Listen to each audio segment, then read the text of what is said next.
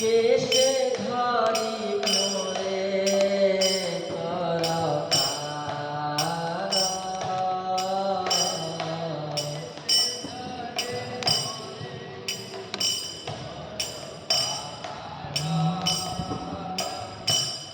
কেশে ধরি মোরে কর পার। কেশে ধরি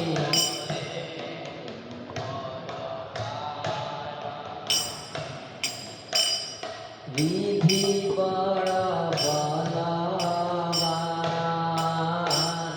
না শুনে ধর্ম জ্ঞান।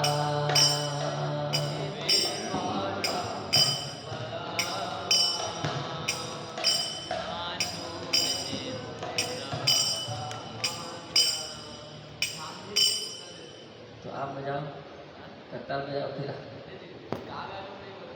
1 2 बजाओ, जैसे नॉर्मल बजाते हैं ना, सिंपल बजाओ। ना सुने धर्म ज्ञान,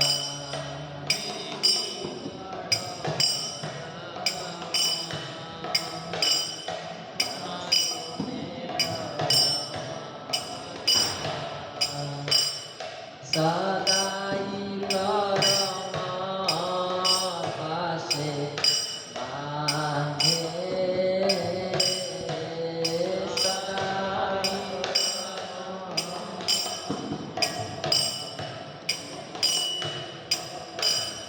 सदाई कर्म पासे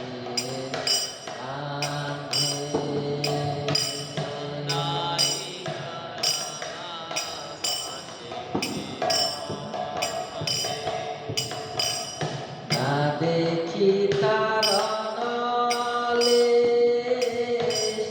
যত দেখি সব ক্লেশ। না দেখি তারণলে, যত দেখি সব ক্লেশ। না দেখি তারণলে,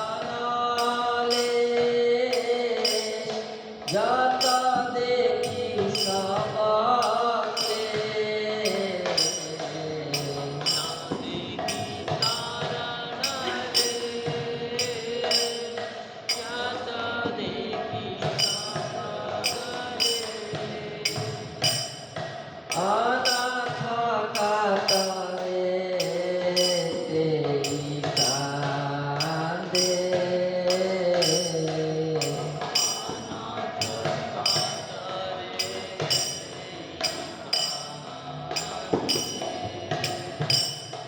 অনাথ কাতরে তেরি কাঁদে।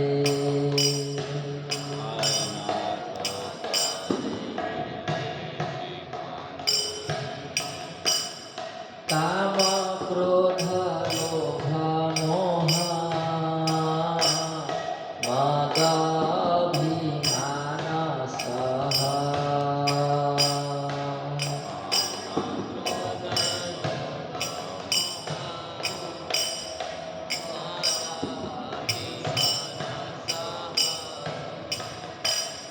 काम क्रोध लोभ मोह मद अभिमान सह।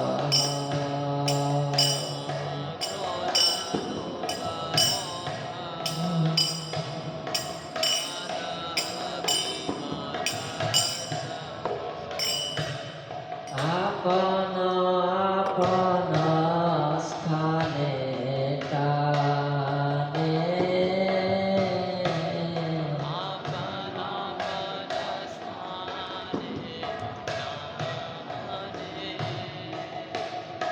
आपन आपन स्थाने टाने।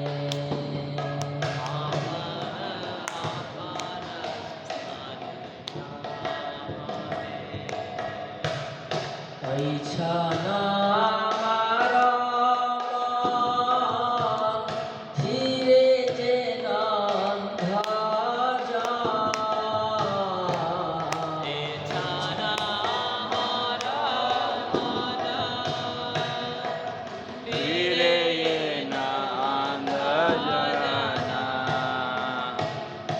दर्शना मारा मना धीरे जे नंधा जना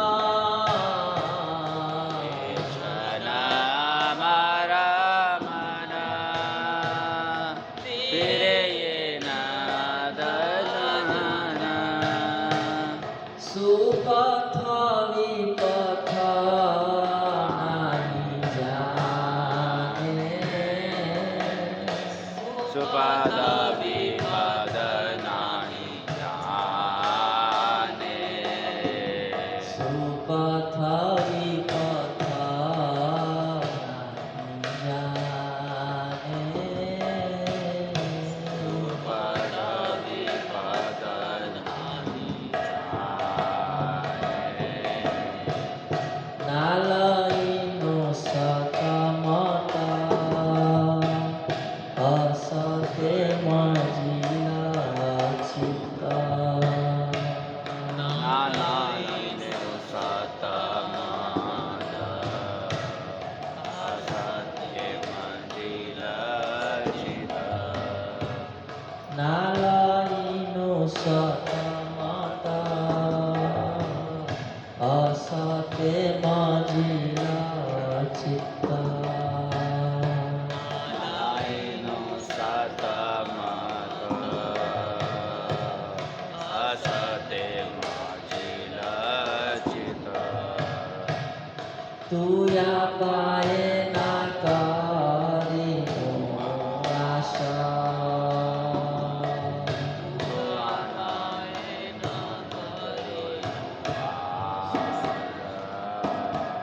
तुया पाए ना करिनो आशा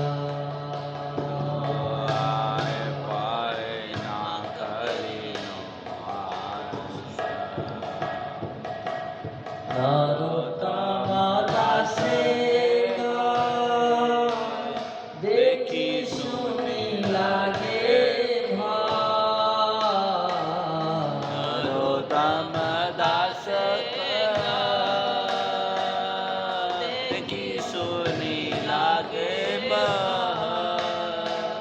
नरोत्तम दासे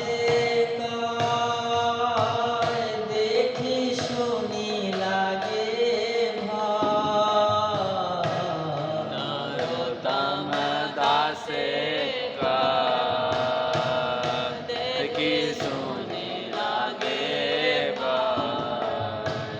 तराइया लहनी जपाशा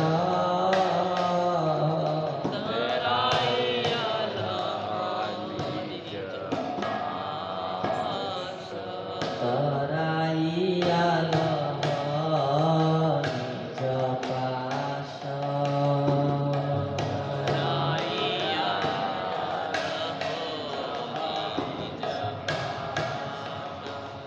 श्री वैष्णव ठाकुर की श्री गोपाल भट्ट स्वामी तिरुभाव तिथि महोत्सव की जगत गुरु शिल प्रभुपाद की उपस्थित भक्तवृंद की बताई और प्रेमानंद इसका अनुवाद पढ़िए एक एक करके।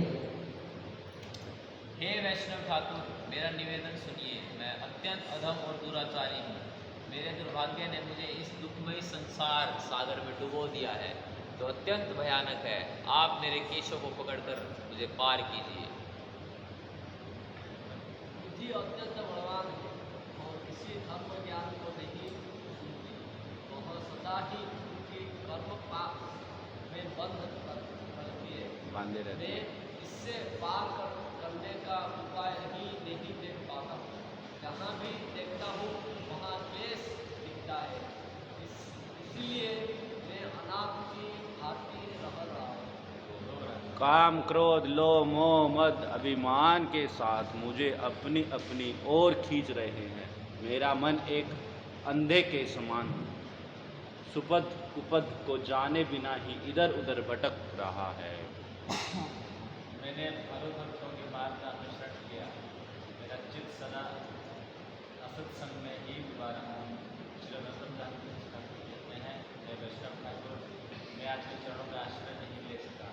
संसार की दारुण अवस्था देख सुनकर देखकर मुझे भय लग रहा, अतः आप कृपा करके मुझे अपने श्री चरणों में स्थान प्रदान जय श्री गोपाल भट्ट गोस्वामी जी तिरुभाव तिथि महोत्सव की। कीजिए।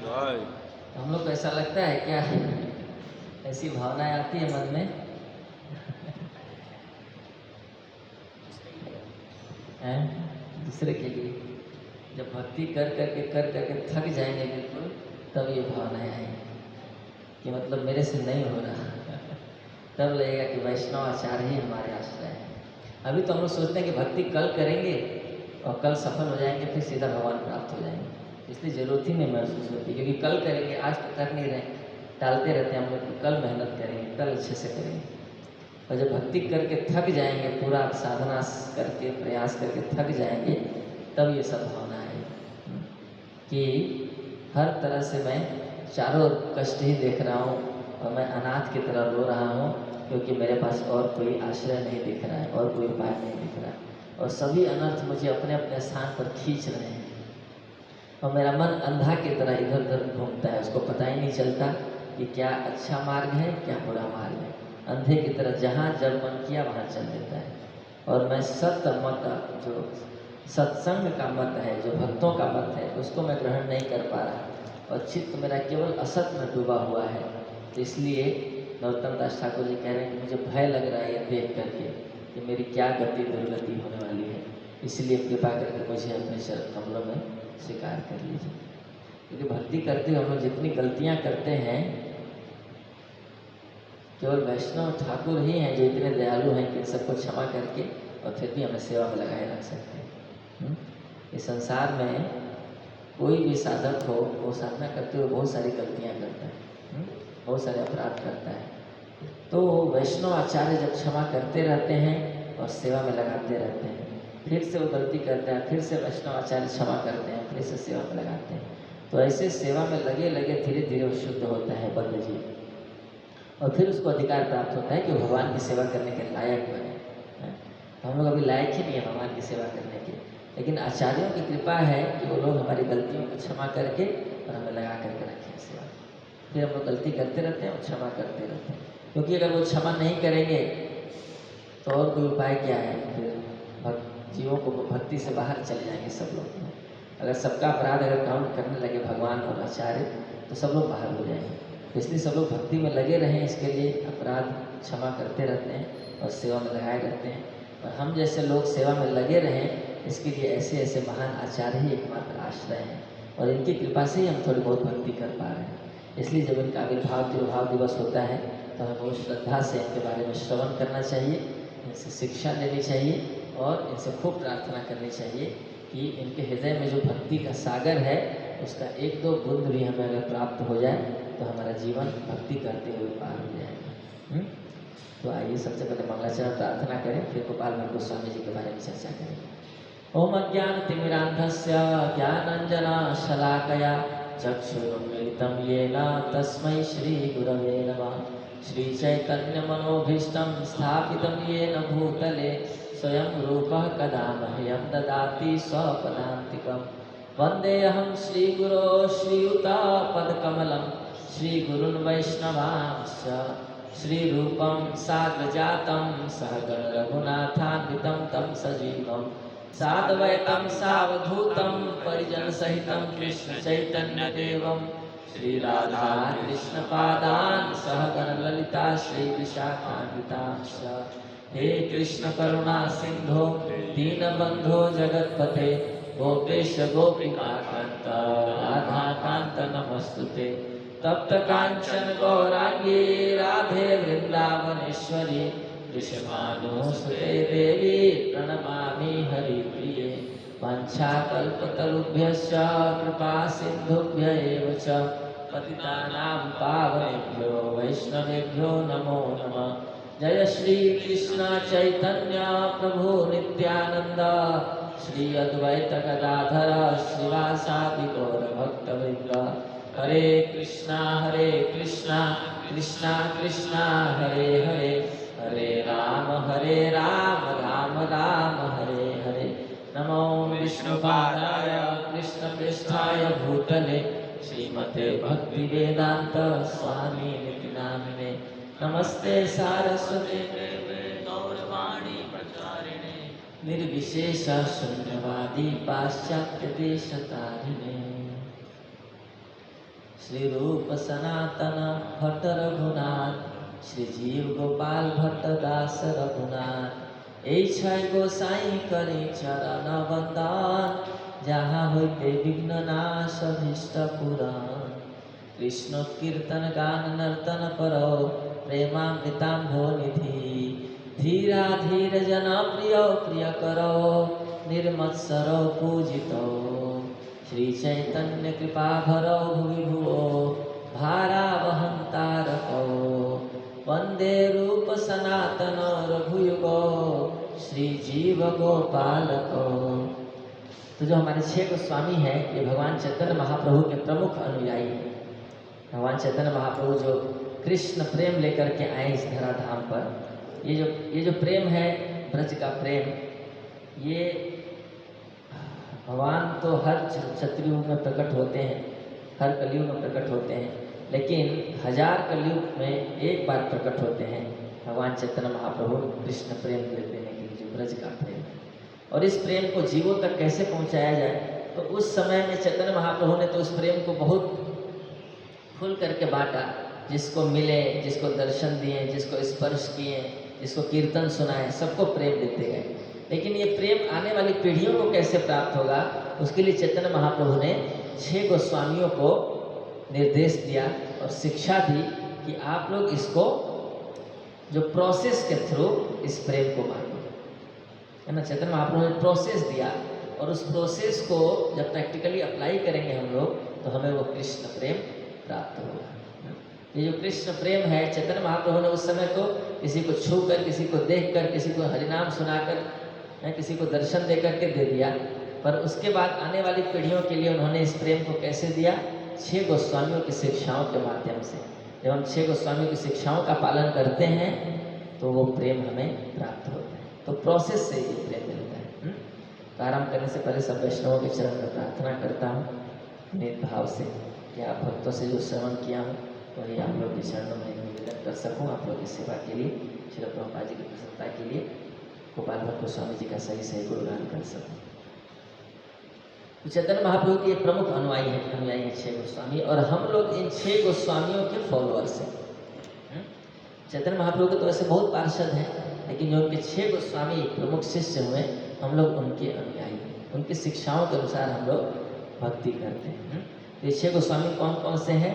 श्री रूप गोस्वामी, श्री सनातन गोस्वामी, श्री गोपाल भट्ट गोस्वामी, श्री रघुनाथ भट्ट गोस्वामी, श्री रघुनाथ दास गोस्वामी और श्री जीव गोस्वामी। ये 6 गोस्वामी।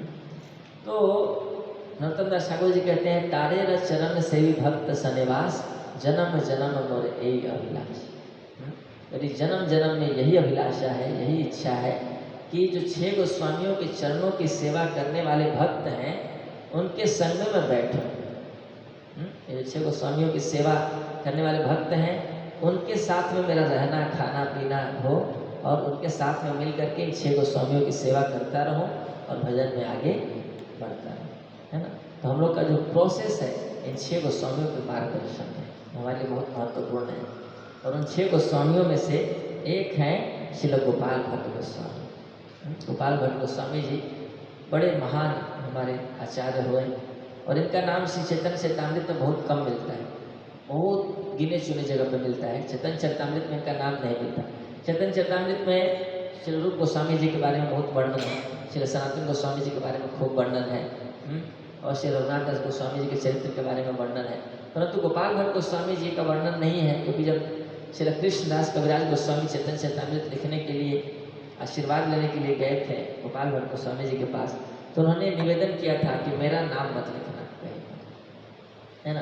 तो आपको पूरा आशीर्वाद देता हूँ, आप खूब अच्छे से चैतन्य महाप्रभु की लीला का वर्णन करो, पर मेरा नाम उसमें मत लिखना, है ना। अननेसेसरी मेरा गुणगान मत करना, मैं इस लायक नहीं हूँ। अब चैतन्य महाप्रभु का और उनके भक्तों का गुणगान, है ना। तो एक वैष्णव का चरित्र होता है कि वो अपना गुणगान सुनना नहीं चाहता है, न वो चाहता है कि मेरे बारे में बहुत चर्चा हो। ऐसे कृष्णदास कविराज गोस्वामी जी तो यहाँ तक कहते हैं कि मेरा नाम लेने से लोगों को पाप लग जाएगा मेरा नाम सुनने से जो पुण्य है वो क्षय हो जाएंगे, नष्ट हो जाएंगे। रतनदास ठाकुर जी कहते हैं कि मोह सम पतित प्रभु ना पाई यार, मेरे जैसा पतित तो आपको कहीं मिलेगा ही नहीं। श्री श्री गौर निताय की जय, श्री श्री राधा मदन गोपाल जी की जय, श्री प्रभुपाद की जय। तो वैष्णव का चरित्र ऐसा होता है कि वो अपना गुणगान सुनना, अपना गुणगान बोलना, स्वयं से खुद की प्रशंसा करना या दूसरों से करवाना, या अपने बारे में चर्चा सुनना, ये सब वो नहीं चाहता, क्योंकि उसका एक जेन्युइन भाव होता है कि गुणगान भगवान का और भक्तों का होना चाहिए। मैं तो बहुत छोटा व्यक्ति हूँ, है ना, मेरा गुणगान करने से किसी का कोई भला नहीं होता, कोई लाभ नहीं होगा। तो इसलिए वैष्णव कभी नहीं चाहता कि मेरा गुणगान किया। तो गोपाल भट्ट गोस्वामी जी के चरित्र को कविराज गोस्वामी जी लिखना चाहते थे, लेकिन गोपाल भट्ट गोस्वामी जी ने कहा कि नहीं, मेरे बारे में कुछ नहीं लिखोगे तब मैं आशीर्वाद दूंगा आपको। फिर उन्होंने आशीर्वाद दिया और फिर चैतन्य चरितामृत लिखी गई। तो गोपाल भट्ट गोस्वामी जी के पिता का नाम था श्री वेंकट भट्ट। ये श्री संप्रदाय के वैष्णव थे। दक्षिण भारत में श्रीरंगम क्षेत्र है जहाँ रंगनाथ जी हैं। रंगनाथ जी जो भगवान के लेटे हुए विग्रह हैं, बड़े सुंदर और बहुत विख्यात मंदिर है, बहुत बड़ा मंदिर है रंगनाथ जी का। 7 दीवालें हैं उस मंदिर के चारों, 7 बाउंड्रीज हैं और बहुत विशाल मंदिर, बहुत बड़ा है। वहाँ पे जाने में आप मेन गेट से और ऑल्टर तक जाने में आप थक जाएंगे और उसके बाद लाइन बहुत लंबी लगती है अलग से। तो रंगनाथ जी जिस क्षेत्र में रहते हैं उस क्षेत्र का नाम है श्रीरंगम। और श्रीरंगम में श्री संप्रदाय के वैष्णव रहते थे, वेंकट भट्ट। और ये 3 भाई थे, वेंकट भट्ट, तिरुमल भट्ट और प्रबोधानंद सरस्वती। तो प्रबोधानंद सरस्वती त्रिदंडी सन्यासी थे श्री संप्रदाय में। हालांकि वो चैतन्य महाप्रभु के भी बड़े महान भक्त हैं। चैतन्य महाप्रभु के ऊपर उन्होंने लिखा है और श्रील प्रभुपाद जी को प्रबोधानंद सरस्वती की कुछ लाइनें, कुछ रचनाएं बड़ी प्रिय थी, बार बार कोट करते थे।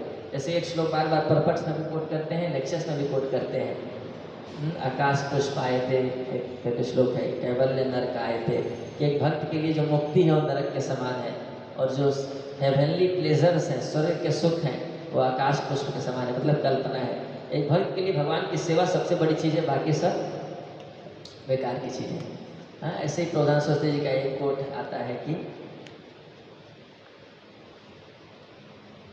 प्रचारक के लिए आता है कैसे प्रचार करना चाहिए। तो कहते हैं कि जब भी प्रचार करने जाओ तो उसका खूब गुणगान करो कि आप बड़े पंडित हैं, आप बड़े ज्ञानी हैं। लेकिन मैं आपसे यही निवेदन करने आया हूँ कि आप जितना जानते हैं सब भूल जाइए और चैतन्य महाप्रभु के चरणों में अनुराग उत्पन्न कर दीजिए। चैतन्य चंद्र चरणे कृतानुराग साधु, आप बड़े साधु हैं, बड़े ज्ञानी हैं, बड़े विद्वान हैं, लेकिन आप जो जानते हैं सब भूल जाइए। यानी पहले गुणगान करो उस व्यक्ति का, उसको खुश करो और फिर उसको मनाओ कि ठीक है थोड़ा भगवान का नाम ले लो, अब सब ठीक है, आपके अंदर कोई कमी नहीं है, सब कोई दिक्कत नहीं है, सब अच्छा है, लेकिन साथ में भगवान का बस नाम ले लो। प्रबोधानंद सरस्वती के बारे में कल भी कोट कर रहे थे नित्यानंद राम प्रभु कि वो कहते हैं कि जब ब्रज की परिक्रमा करते हुए मेरे पैरों में जो कांटा चुभता है, उस कांटे के चुभने से मुझे जो आनंद प्राप्त होता है वो ब्रह्म आनंद से करोड़ों गुना ज़्यादा है। तो शुद्ध भक्ति के ऊपर बहुत लिखा है प्रबोधानंद सरस्वती जी ने। ये भाई है वेंकट भट्ट के, और वेंकट भट्ट के पुत्र हुए गोपाल भट्ट। ये श्रीरंगम में रहते थे। जब चैतन्य महाप्रभु अपने दक्षिण भारत यात्रा में गए थे तो चातुर्मास में 4 महीने रुके थे इनके घर में, वेंकट भट्ट के घर में। पहले के समय में साधु लोग ऐसे पूरे साल ट्रैवलिंग करते थे, अलग अलग जगहों पर यात्रा करते थे, भगवान की कथा सुनाते थे, भगवान का संदेश देते थे, भिक्षा मांग करके भोजन करते थे। लेकिन जब चतुर्मास आता था तो रुक जाते थे, क्योंकि उस समय बहुत बरसात होती थी, तो बरसात में ट्रैवलिंग करना बड़ा मुश्किल होता था। तो इसलिए चातुर्मास में वो एक जगह रुक करके भजन करते थे। तो ये 4 महीने खूब भजन करते थे, दाढ़ी वाड़ी पड़ जाता था और किसी काम पे ध्यान नहीं, केवल भजन करते थे। और फिर बाकी 8 महीने प्रचार करते थे, ट्रैवलिंग करते थे, है ना। पर अब समय बदल गया, तो अब तो बरसात भी कभी भी हो जाती है और बरसात होने से कोई दिक्कत भी नहीं है, अब ट्रेन में एरोप्लेन में जाना होता है। तो इसलिए अब सालों भर ट्रैवलिंग होती है, सालों भर प्रचार, है ना। तो प्रभुपाद जी ने चतुर्मास को लेकर के बहुत ज़्यादा एनकरेजमेंट नहीं दिया, अपनी भक्ति को बढ़ाने के लिए जो भी साधना है हम लोग कर सकते हैं। तो चैतन्य महाप्रभु चतुर्मास में रुके थे गोपाल भट्ट गोस्वामी जी के घर में, मतलब वेंकट भट्ट के घर में रुके थे। और उस समय गोपाल भट्ट 7 साल के बालक थे, छोटे से बालक। तो उन्होंने खूब सेवा की चैतन्य महाप्रभु की, बड़े आकर्षित हुए। चैतन्य महाप्रभु तो वैसे ही इतने सुंदर थे और सन्यासी थे और भगवान है, उनका संग किसको नहीं। पसंद आएगा। और गोपाल भट्ट भी भगवान के नित्य पार्षद हैं, मंजरी हैं, कुछ लोग कहते हैं गुण मंजरी हैं, कुछ लोग कहते हैं अनंग मंजरी हैं। तो गोपाल भट्ट बहुत आकर्षित हुए चैतन्य महाप्रभु से। जब उनके घर पर रुके थे तो वेंकट भट्ट और चैतन्य महाप्रभु के बीच में सखा का संबंध हो गया था, आपस में हंसी मजाक भी करते थे। चैतन्य चैतन्य को पूरा वर्णन भी आता है कैसे मजाक कर रहे थे। चैतन्य महाप्रभु कहते हैं कि बताओ तुम्हारी लक्ष्मी, क्योंकि ये लक्ष्मी और नारायण के उपासक थे, तो चैतन्य महाप्रभु कहते थे कि तुम्हारी लक्ष्मी मेरे कृष्ण के पीछे क्यों पड़ी रहती है, उसको नारायण के पास रहना चाहिए ना, मेरे कृष्ण के पास आ रही है, कैसी सती स्त्री। तो इस प्रकार से बहुत सुंदर वर्णन वार्तालाप होता है। तो गोपाल भट्ट वेंकट भट्ट के पुत्र हैं, तो वो सेवा करते थे चैतन्य महाप्रभु के सन्यासी के रूप में, और सेवा करते करते उसे बहुत आसक्त हो गए चैतन्य महाप्रभु से। और भगवान का संग ऐसा है कि कोई भी व्यक्ति जो भगवान का संग कर लेता है वो भगवान से आसक्त हो जाता है स्वाभाविक रूप से। क्यों? क्योंकि संसार में हर किसी को जो चाहिए भगवान से सब मिल जाता है। मुख्यतः व्यक्ति को क्या चाहिए? प्रेम चाहिए। संसार में हर कोई प्रेम का भूखा हुआ है, और इस संसार में सबसे बड़ा अभाव इसी का है, प्रेम का ही। ज़्यादातर संबंधों में स्वार्थ होता है, काम होता है, तो इसलिए प्रेम का अभाव रहता है। तो चूंकि हर कोई प्रेम का भूखा है, तो इसलिए इस संसार में किसी भी संबंध में वो प्रेम प्राप्त नहीं होता, इसलिए हृदय में खालीपन, अधूरापन रह जाता है। और कोई व्यक्ति जब भगवान का संग करता है तो भगवान इतना प्रेम करते हैं, इतना प्रेम देते हैं कि निहाल कर देते हैं व्यक्ति, तो स्वाभाविक रूप से भगवान से आसक्त हो जाता है।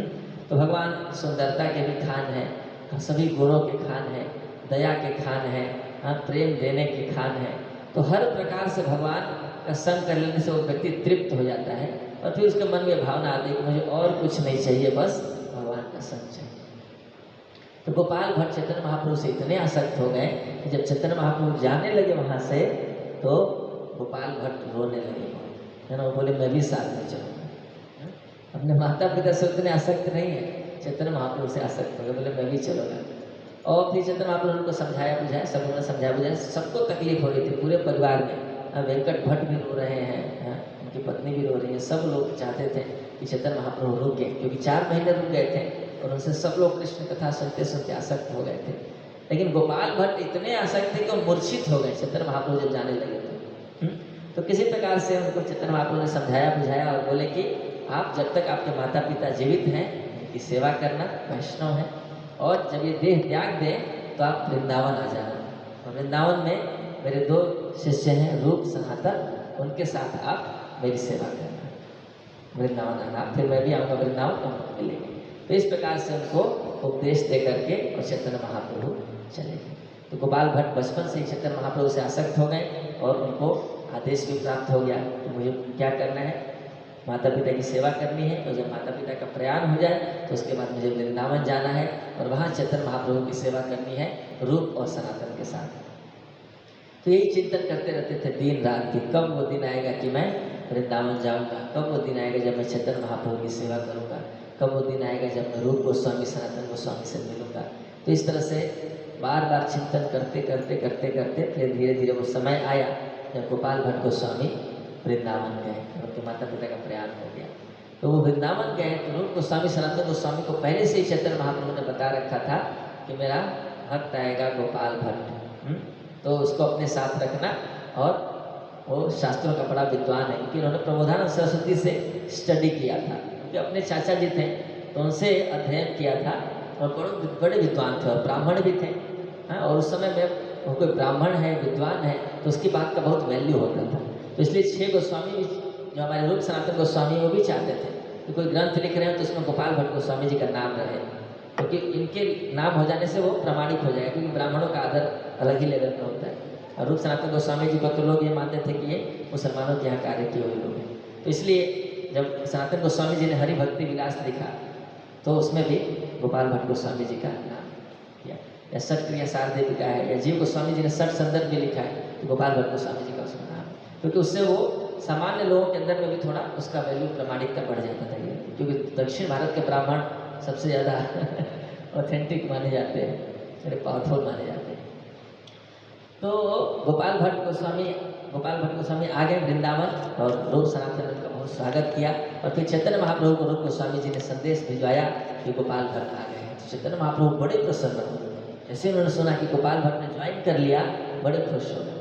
और नित्यानंद प्रभु को बता रहे हैं, हरिदास ठाकुर को बता रहे हैं कि गोपाल भट्ट वृंदावन आ गया। और फिर चैतन्य महाप्रभु इतने प्रसन्न हुए कि अपनी पर्सनल कॉपी और अपना बहिर्वास उनको भेजा दीक्षा के रूप में कि आप कॉपी और बहिर्वास वैराग्य का एक सूचक है कि आप वैराग्य आश्रम स्वीकार करो, बाबा जी भेष है, तो आप कॉपी पहनो, बहिर्वास पहनो। और भगवान ने अपना उच्छिष्ट भेजा, इसको धारण करो, और दीक्षा दिया एक तरह से, जब आप संन्यास वेश स्वीकार करो और दिन रात भजन करो और सेवा करो। तो उसके बाद गोपाल भट्ट गोस्वामी फिर ब्रज में रहने लगे और पूरा समय दिन रात भजन करते थे, शास्त्र पढ़ते थे, शास्त्रों को लिखते थे और एक कुंड से दूसरे कुंड जाते थे, ब्रज में एक जगह से दूसरी जगह भ्रमण करते थे और दिन रात इस प्रकार से चैतन्य महाप्रभु की सेवा में लगे। शास्त्रों को पढ़ना, शास्त्रों को लिखना, रूप सनातन गोस्वामी को असिस्ट करना, भगवान का नाम उच्चारण करना। ब्रज में रहने का मतलब है भगवान की सेवा करना। ब्रजवास का मतलब भक्ति जहाँ सचिव ठाकुर जी कहते थे, ब्रज मतलब चलना। चलना कहाँ चलना? ब्रजवासी मतलब जो चलता है भगवान को संतुष्टि देने के मार्ग पर जो चलता है उसको ब्रजवासी कहते हैं, है ना। तो ब्रजवास का मतलब ये नहीं है कि केवल वहाँ रह लिए या टाइम पास कर लिए या इंद्रिय तृप्ति कर लिए या घूम लिए फिर लिए, नहीं। ब्रजवास का मतलब क्या है? निरंतर भगवान की सेवा में रहना, है ना। ब्रज में रहना बहुत बड़ी बात है, कोई मजाक नहीं है ना। ब्रजवासी बनना, वृंदावन में रहना, भजन करना कोई मजाक की बात नहीं है, तो बहुत सीरियस बात है। इसलिए हमारे आचार्यों ने बहुत सावधानी रखने को कहा है। मैंने ये नहीं कि जब मन किया वहाँ जाके रहने लगे, वहाँ बिजनेस भी कर रहे हैं, खा पी भी रहे हैं, घूम भी रहे हैं, सारा जीवन बढ़िया चल रहा है और कभी कभी भजन भी कर रहे हैं, ऐसे। ब्रज में रहने का मतलब है सीरियस बनना और उसके जीवन का यही लक्ष्य है कि राधा कृष्ण को संतुष्ट करना है, उनको प्राप्त करना है। क्योंकि कथा आती भी है लोकनाथ गोस्वामी नरोत्तम दास ठाकुर जी की।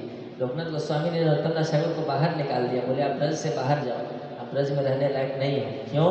क्योंकि आप भजन कर रहे थे, राधा कृष्ण की सेवा से बढ़कर के कोई सेवा नहीं होती है। तो आप जब भजन कर रहे थे तो उसको छोड़ करके किसान को पानी पिलाने क्यों गए? जो व्यक्ति अभी भी समाज सेवा में आसक्त है उसको क्या ब्रज में रहना है? ब्रज में वही रह सकता है जो इस बात को समझ गया है कि राधा कृष्ण की सेवा से बढ़कर के संसार में और कोई चीज नहीं है। तो गोपाल भट्ट गोस्वामी दिन रात भगवान की सेवा कर रहे हैं। और एक बार वो वहाँ से गए, नेपाल में गंडकी नदी में गए थे स्नान करने। तो वहाँ जब वो स्नान कर रहे थे तो बार बार उनके पास शालिग्राम शिलाएँ आ जाती थी। उनके पास 12 शालिग्राम शिलाएँ थी। तो गंडकी नदी में वहाँ मिलती हैं और ये शालिग्राम शिला जो होती है साक्षात भगवान है। उनको कोई प्राण प्रतिष्ठा की आवश्यकता नहीं पड़ती, ये साक्षात भगवान है। तो बार बार गोपाल भट्ट गोस्वामी जी स्नान करते थे, डुबकी लगाते थे और जब वो बाहर निकलते तो शालिग्राम शिला उनके पास बार बार आ जाती थी। फिर से वो उसको छोड़ देते थे, फिर से डुबकी मारते थे तो फिर से वो आ जाते थे। तो बार बार आए तो उन्होंने भगवान की योजना समझा कि भगवान मेरे से सेवा देना चाहते हैं। तो वो उन 12 शालिग्राम शिलाओं को लेकर के गोपाल भट्ट गोस्वामी जी वापस वृंदावन आए थे। तो जाते समय रास्ते में एक ब्राह्मण के घर में रुके थे और उस ब्राह्मण की कोई संतान नहीं थी। तो उसने गोपाल भट्ट गोस्वामी जी से आशीर्वाद मांगा कि मुझे एक पुत्र हो जाए अगर, तो मेरा जो पहला पुत्र होगा वो मैं आपकी सेवा में भेज दूँगा, आपको दे दूँगा मैं। कॉन्ट्रैक्ट साइन किया उन्होंने कि आप आशीर्वाद दीजिए मुझे पुत्र हो, अपना पहला बेटा आपको दे दूँगा और इसके बाद बाकी जो होंगे अपने पास रखूँगा, है ना। बाकी सब प्रसाद हो गया ना। जैसे भगवान को पहले जो चपातियाँ बनाते हैं भगवान को भोग लगा देते हैं, उसके बाद जो बच गया सब प्रसाद है। ऐसे ही पहला पुत्र भगवान को दे देना चाहिए, उसको तुलसी पत्ता रख करके बाकी सब प्रसाद के रूप में रख सकते हैं। तो इसने कहा कि गोपाल भट्ट गोस्वामी जी की कृपा से इसको सच में संतान हुई, पुत्र हुआ। उस पुत्र का नाम था गोपीनाथ। तो बाद में जब बहुत समय बीत गया, गोपाल भट्ट गोस्वामी जी वृंदावन में भजन कर रहे थे, तो एक बार स्नान करने गए थे। यमुना स्नान करके जब वापस आए तो देखिए एक बड़ा सुंदर लड़का है बालक, और वही झोपड़ी जो उनका भजन कुटीर था वहीं बाहर में बैठा हुआ है। तो उनको देखते ही उसने प्रणाम किया गोपीनाथ ने। तो गोपाल भट्ट ने पूछा आप कौन हो, कैसे आना हुआ? तो उन्होंने बताया कि मेरे माता पिता ने मुझे आपके पास भेजा है। उन्होंने कहा था कि आपकी कृपा से ही मैं पैदा हुआ था, तो इसलिए आपकी कृपा से मैं हुआ हूँ। तो उन्होंने कहा कि जाओ गोपाल भट्ट गोस्वामी जी की सेवा करो। तो मेरा जीवन अब से आपकी सेवा में। ये आगे चल के बड़े महान भक्त हैं, ये भी राधा रमन जी के बहुत महान पुजारी हैं गोपीनाथ जी। तो राधा रमन जी के प्रकट की कथा भी आप लोग जानते हैं। राधा रमन जी गोपाल भट्ट गोस्वामी जी के ही पर्सनल विग्रह हैं और आज वृंदावन में सबसे विख्यात विग्रह माने जाते हैं राधा रमन जी। इन पे बहुत सारे गाने भी लोग गाते हैं, राधा रमन हरि बोल, मेरे राधा रमन ऐसे कर करके राधा रमन इतना। तो राधा रमन जी का प्राकट्य हम लोग जानते हैं, गोपाल भट्ट गोस्वामी जी के पास 12 शिलाएं थी और उनमें से एक शिला जो दामोदर शिला थी उससे भगवान स्वयं से प्रकट हुए हैं। सामान्यतः जो विग्रह होते हैं वो कार्य किए जाते हैं और उसके बाद उनका प्राण प्रतिष्ठा होता है, लेकिन राधा रमन जी स्वयं से प्रकट विग्रह है, स्वयंभू विग्रह। एक सेठ आया था और उसने दिया था उनको कपड़े दिए थे, भगवान को पहनाने लगे, वस्त्र दिए थे, आभूषण दिए थे। तो अब शालिग्राम शिला जी को कैसे उतना वस्त्र पहनाएंगे, डिजाइन में कैसे आभूषण पहनाएंगे। तो इन्होंने प्रार्थना किया था, मतलब इनके मन में इच्छा थी कि भगवान काश अगर मेरे पास भी भगवान का त्रिभंग ललित रूप होता तो मैं उनको भी वस्त्र पहनाता, श्रृंगार करता, उनकी सेवा करता। तो इनकी इच्छा को पूरी करने के लिए नरसिंह चतुर्दशी के दिन वो ऐसा सोच रहे थे और नरसिंह चतुर्दशी के दिन भगवान खंभा फाड़ करके प्रकट हुए थे। तो इस प्रकार का चिंतन ये उस दिन कर रहे थे। तो उसके अगले दिन भगवान फिर शालिग्राम शिला जी में से त्रिभंग ललित रूप में प्रकट हो गए। बहुत सुंदर रूप भगवान का राधा रमन जी है। आज भी आप दर्शन करेंगे, इतने सुंदर है भगवान, इतने डिटेल, इतने छोटे विग्रह हैं लेकिन इतने डिटेल में हर चीज़ उनका कार्य है। और ऐसा कहते हैं कि मदन मोहन जी के जो चरण कमल है वो भगवान से मिलते हैं, भगवान कृष्ण से ओरिजिनल ही मिलते हैं। और गोविंद देव जी का जो मध्य भाग है वो मिलता है और गोपीनाथ जी का मुख कमल भगवान से मिलता है। ये कहते हैं राधा रमन जी का ये तीनों भगवान से एज इट इज मैच करते हैं। इस प्रकार की किंवदंती है, ऐसा कहा जाता है ब्रज में। तो राधा रमन जी गोपाल भट्ट गोस्वामी जी के पर्सनल विग्रह हैं और गोपाल भट्ट गोस्वामी जी बहुत प्रेम से राधा रमन जी की सेवा करते थे। और एक बार राधा रमन जी की सेवा कर रहे थे तो बहुत चैतन्य महाप्रभु से विरह अनुभव हो रहा था। तो बार बार भगवान चैतन्य महाप्रभु को याद करते थे कि चैतन्य महाप्रभु ने मुझे वृंदावन में सेवा तो दे दिया परंतु पर्सनल सेवा करने का मौका नहीं दिया मुझे, है ना। चैतन्य महाप्रभु से पर्सनल मेरा आदान प्रदान नहीं हो पाता, पर्सनल उनके पास मैं नहीं रह पाया। इस प्रकार से बहुत विरह अनुभव कर रहे थे, चैतन्य महाप्रभु का बहुत स्मरण कर रहे थे। तो सेवा करते करते राधा रमन जी ने उनको गौरांग रूप का दर्शन दिया। राधा रमन जी चैतन्य महाप्रभु बन गए गोरे रंग के गौरांग, और इनको दर्शन हुआ कि अच्छा भगवान चैतन्य महाप्रभु ही है। राधा रमन जी और चैतन्य महाप्रभु अभिन्न है, वही भगवान है। जय गौरा से ही कृष्ण से ही जगन्नाथ। तो राधा रमन जी चैतन्य महाप्रभु का दर्शन दिया। और गोपाल भट्ट गोस्वामी जी के शिष्य हुए श्रीनिवास आचार्य जी। ये भी बड़े महान प्रचारक हुए श्रीनिवास आचार्य जी। ये 3 भक्त थे जो जीव गोस्वामी जी के अंडर में पढ़ाई करते थे। ये तीनों शिक्षा शिष्य थे जीव गोस्वामी जी के, परंतु दीक्षा शिष्य अलग अलग लोगों के थे, है ना। तो श्रीनिवास आचार्य जी के दीक्षा गुरु कौन है? श्रील गोपाल भट्ट गोस्वामी जी, और शिक्षा प्राप्त किया इन्होंने जीव गोस्वामी जी से। ऐसे ही नरोत्तम दास ठाकुर जी के दीक्षा गुरु हैं लोकनाथ गोस्वामी जी, और इन्होंने शिक्षा प्राप्त किया जीव गोस्वामी जी से। और तीसरे कौन है? श्यामानंद प्रभु, इनके दीक्षा गुरु हैं हृदय चैतन्य, और इन्होंने शिक्षा प्राप्त किया जीव गोस्वामी जी से। क्योंकि जीव गोस्वामी जी उस समय के बहुत बड़े विद्वान थे, तो सब लोग उनसे शिक्षा ग्रहण करने के लिए जाना चाहते थे। तो ये तीनों आचार्य एक साथ पढ़े थे, श्रीनिवास आचार्य, नरोत्तम दास ठाकुर और श्यामानंद प्रभु। और इन तीनों ने मिलकर के बहुत प्रचार किया, बुक डिस्ट्रीब्यूशन शुरू किया। और श्रीनिवास आचार्य जी ने आगे बहुत प्रचार किया। बाद में उनके भक्त हुए, उनके शिष्य हुए रामचंद्र कविराज जी। रामचंद्र कविराज जी भी बड़े महान आचार्य। तो श्रीनिवास आचार्य जी के शिष्य हैं रामचंद्र कविराज जी, श्रीनिवास आचार्य जी के गुरु हैं श्री गोपाल भट्ट गोस्वामी जी। तो इस प्रकार से गोपाल भट्ट गोस्वामी जी श्री रूप गोस्वामी सनातन गोस्वामी जी को असिस्ट करते थे शास्त्रों के लिखने में। और जैसे कि मैं बता रहा था, क्योंकि दक्षिण भारत के ब्राह्मण थे तो इसलिए उस समय में इनका बहुत आदर था। तो इसलिए सनातन गोस्वामी जी ने जब हरि भक्ति विलास लिखा तो उसमें गोपाल भट्ट गोस्वामी जी से मदद लिया, और गोपाल भट्ट गोस्वामी जी का भी नाम उसके रचयिता के रूप में लिखा, ताकि और ज़्यादा प्रामाणिकता इसका स्वीकार किया जाए उस समय के समाज में। तो हरि भक्ति विलास में इनका नाम आता है। और ऐसा कहा जाता है कि जो 60 संदर्भ है वो गोपाल भट्ट गोस्वामी जी ने लिखना शुरू किया था। आरंभ इन्होंने किया था शुरुआती में, उसके लिए प्रस्तावना वगैरह भी इन्होंने लिखी है, और बाद में फिर जीव गोस्वामी जी ने उसका विस्तार किया 60 संदर्भ का। और जो वैष्णवों के बीच में जो संस्कार को लेकर के जो सबसे प्रमाणिक ग्रंथ है वो है षट क्रिया सार वेदिका। तो जितने भी वैष्णव पद्धति से संस्कार होते हैं, चाहे जन्म संस्कार हो, चाहे जनेऊ संस्कार हो, दीक्षा संस्कार हो, विवाह संस्कार हो, या मृत्यु के उपरांत संस्कार होता है, गृह प्रवेश वगैरह होता है। तो वैष्णवों के समाज में जो संस्कार होता है तो उसके लिए गोपाल भट्ट गोस्वामी जी ने ग्रंथ लिखा षट क्रिया साध्य टीका।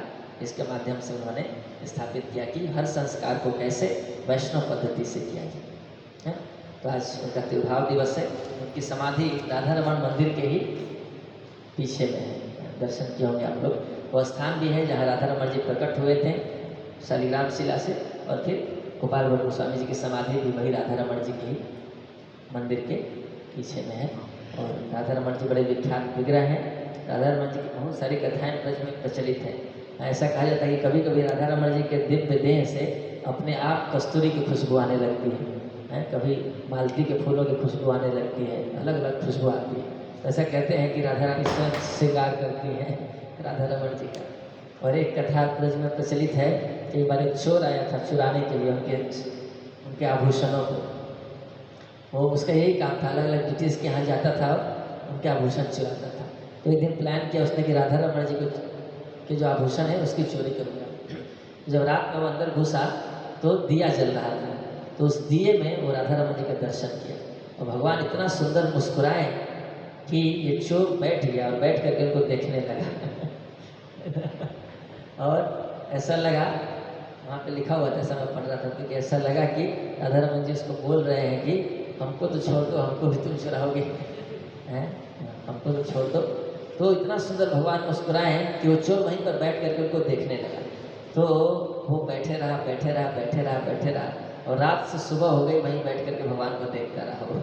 जब सुबह पुजारी ने दरवाज़ा खोला, भगवान को जगाया, तो अंदर गया तो देखा कि वो चोर बैठा हुआ है और राधा रमण जी मुस्कुरा रहे हैं और ये भगवान का दर्शन कर रहे हैं। तो इन्होंने फिर उसको है ना होश हवास उसका बाहर निकाला कि क्या हुआ, इधर क्या कर रहे हो आप। तब उसको याद आया कि मैं चोरी करने के लिए आया था यहाँ पर, लेकिन भगवान ने हमको ही चोरी कर लिया। तो उसके बाद वो वहीं सेवक बन गया उसी मंदिर में, राधा रमण जी की सेवा में लग गया। तो भगवान कब किस पे कैसे कृपा कर दे पता नहीं। तो हम लोगों पे भी कभी भगवान ऐसे कृपा करे, हमारा भी मन भगवान में लग जाए, विषय में जितनी प्रीति है उतनी प्रीति भगवान के चरणों में हो जाए। इस प्रकार से भगवान कभी मोहित करें। तो आज राधा रमण जी के बहुत ही महान शुद्ध भक्त श्री गोपाल भट्ट गोस्वामी जी, उनका तिरुभाव दिवस है। उनके चरण कमलों में प्रार्थना करते हैं कि भगवान के प्रति हमारी भक्ति हो। उनका जो आंदोलन है, 6 गोस्वामियों का जो आंदोलन है, इसके लिए हम लोग कुछ तुच्छ सेवा कर सके। ये आंदोलन बहुत विशाल है, इसमें एक से एक महान भक्त हैं और सब लोग अपनी अपनी सेवाएं कर रहे हैं। पर हम लोग उसमें थोड़ा सा अपना जो भी हमारी क्षमता है उसके अनुसार कुछ योगदान दे सके इन गोस्वामियों की सेवा में, चैतन्य महाप्रभु की सेवा में। और हम लोग इतनी गलतियाँ करते हैं, या आचार्य लोग इसको क्षमा करके नज़रअंदाज करके हमें सेवा में लगाए रहें। अगर ये लोग हमारे अपराध को लेंगे तो फिर हम भक्ति में रह नहीं पाएंगे। तो आचार्यों की कृपा से ही हम भक्ति कर पा रहे हैं। ये लोग हमें सहन करते हैं, अपनी सेवा में लगा कर रखे हैं। तो उनके चरणों में बार बार विनीत भाव से प्रार्थना करते हैं ऐसे ही चैतन्य महाप्रभु की सेवा में लगे रहें। श्री गोपाल भट्ट गोस्वामी तिरुभाव तिथि महोत्सव की, श्री श्री राधा रमण जी की, जगत गुरु श्रील प्रभुपाद की, पिताई गौर प्रेमानंद।